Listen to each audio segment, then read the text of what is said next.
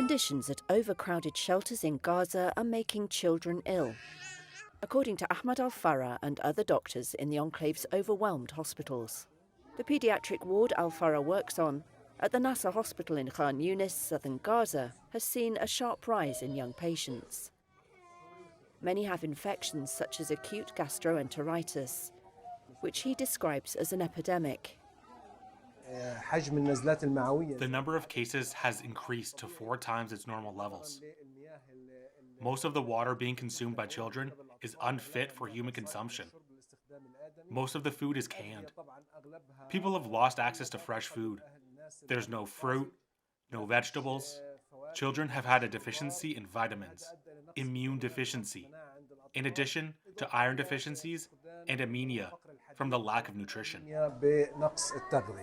Hepatitis A is also appearing at the shelters, he says. This is a very dangerous indicator that should be paid attention to.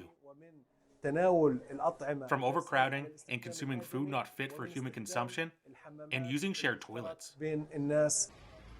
The UN Humanitarian Office warned on Wednesday that Gaza faces a public health disaster due to the collapse of its health system and the spread of disease, as Israel wages an offensive that has hit hospitals and displaced most of Gaza's 2.3 million people.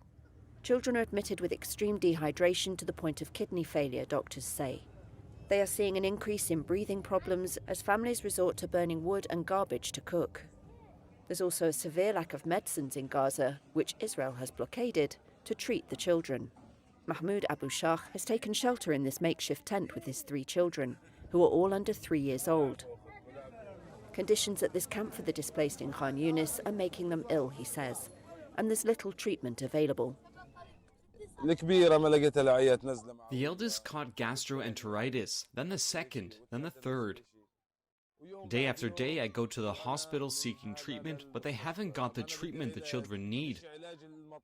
They gave us some medicine to drink, but it's not enough to cure them. The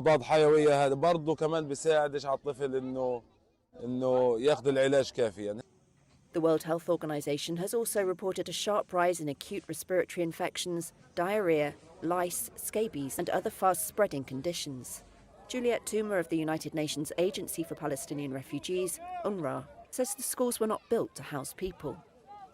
Most of the shelters are not equipped with the toilets or the showers or the clean water that people need in these shelters, simply because the numbers of people that came to these shelters is just overwhelming. And also because many of these shelters that we've opened to receive people who were forced to flee their homes were not meant to be shelters.